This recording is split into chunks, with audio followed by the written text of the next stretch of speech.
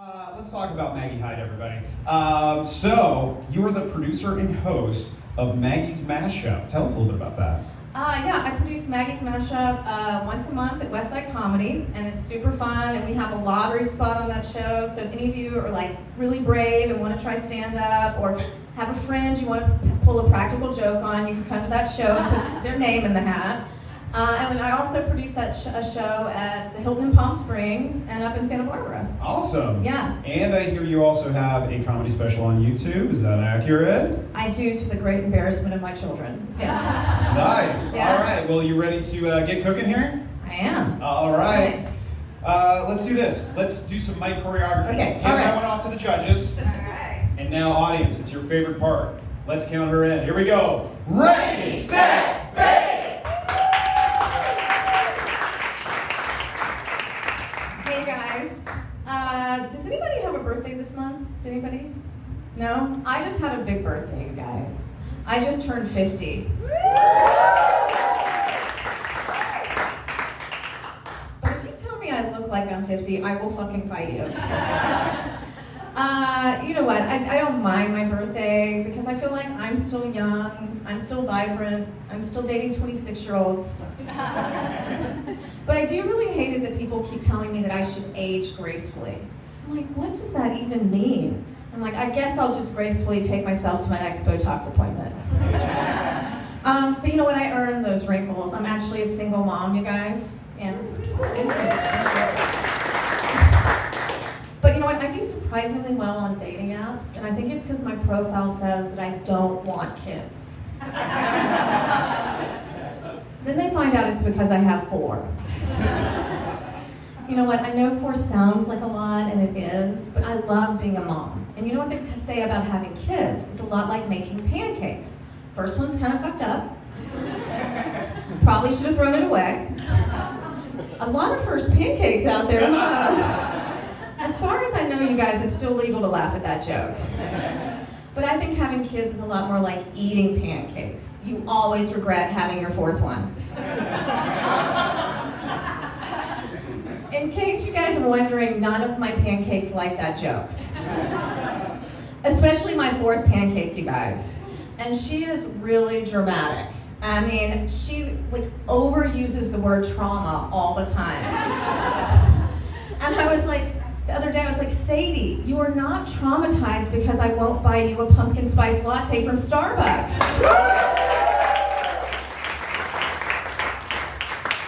You're traumatized because your mom does stand-up. Yeah, my kids hated that I do stand-up. The only thing that would be worse to them is if I did porn. But then I'm like, at least then I could pay for your therapy. As you guys already know, and it's been beaten over all of our heads, it is pumpkin spice latte time, right? Which is, I guess, exciting, but also kind of scares me because I feel like the pumpkin spice latte is the gateway latte to the Starbucks menu. I mean, you have one of those in the fall, and then by Christmas, you're sucking dick for a venti, like, chestnut, Santa Claus dipped latte. Like Evan, I'm also from the South, and my youngest, that 4th pancake, my nickname for her has always been Pumpkin Pie. Which my kids make fun of me because I say pumpkin, like, I don't know, I don't hear it. But I think I've always called her that because, you know, she's super sweet and a little spicy, and I'm only in the mood for her once a year. But in my defense, you guys, she is a preteen, and she just started 7th grade. And the other day, I was driving her home from school, and she says to me, Mom, my sex ed teacher taught us what a blowjob was, and even showed us pictures. And I was like, oh my God, I do think they need to know where babies come from, but I don't think my 12-year-old needs to be contemplating whether she should spit or swallow. Maybe Evan was her sex ed teacher. But you know what? I guess 12 in LA is like 30 anywhere else. I bought her tickets to see Taylor Swift, and she sold them to go see Tony Robbins. But you know what? I did actually convince her to go to Taylor Swift with me, and oh my God, you guys, these Swifties are so nice and wholesome. I mean, usually if I took my kid to a concert, I'd be worried about them getting roofied or ending up in a mosh pit. But at Taylor Swift, I was just concerned we would leave born-again Christians. Oh my God, but you know what? Kids today are just like so woke. My younger son, he goes to UCSC. He's a really sweet kid. He looks like he fell off a 1968 Grateful Dead bus, you know? And you know, he really like uses all these terms, and I try to keep up, right? And so I said to him recently, you know what, I can accept a gay son, I can accept a bi son, but I cannot accept a straight son who forces me to call his girlfriend his partner.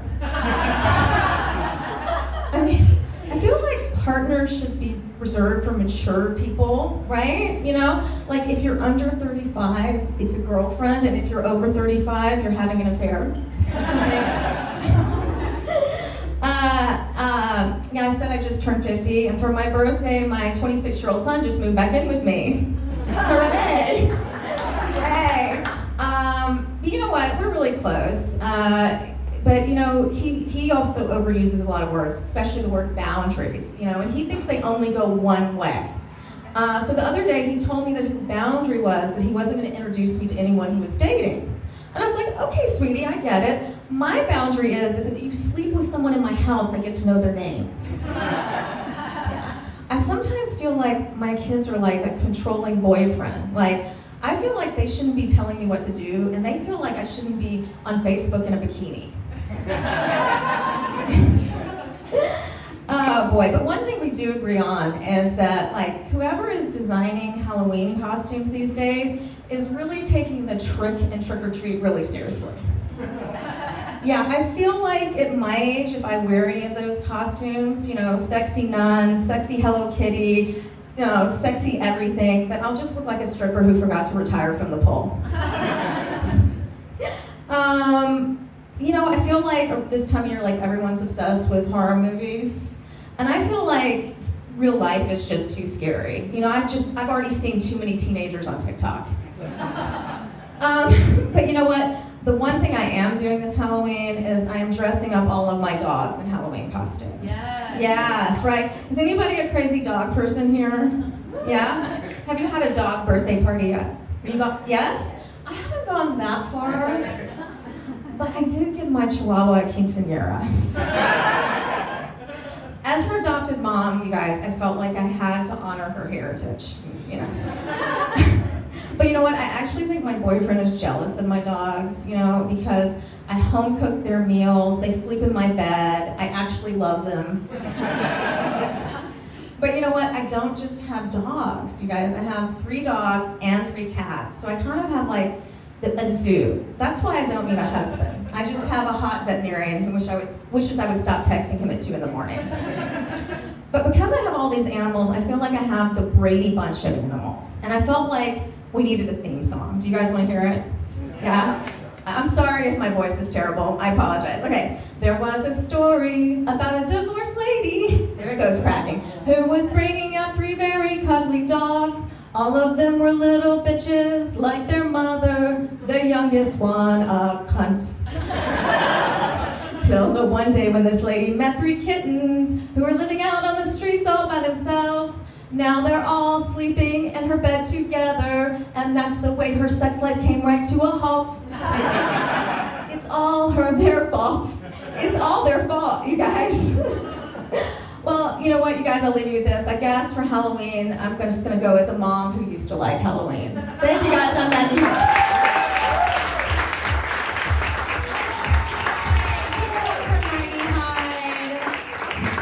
You can hang out. Judges. Oh my God. First of all, I am so glad I didn't realize this was like an end your set with music night. And I am here for it, by the way. Killed it. First of all, I did mean to say up top that, I don't know about you, I don't want to speak for you, but I feel like I can here. We are open to bribes. Cash, Venmo, if you guys want to split the pie with us at the end. But I did love what you slipped in there up top about the spots that you give in your show. So I think that was really great for us to hear. I do think, okay, first of all, when you said you had 4 kids, hilarious, a little bit bone-chilling to me. I would maybe even say traumatic to hear that. But sick burns on that, both in the baking sense and the normal sense. And just really, wow, we went from pumpkin pie to Christmas, and I thought that was a real alley-oop. If this were sports, but this is baking, so it was a real crisp crest on that joke.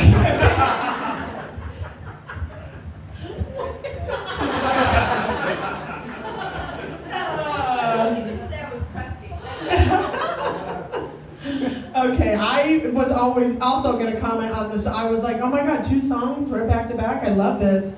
Other contestants, if you don't have one, probably not going to win. Yeah, 4 kids. Ugh, gross. That sounds terrible.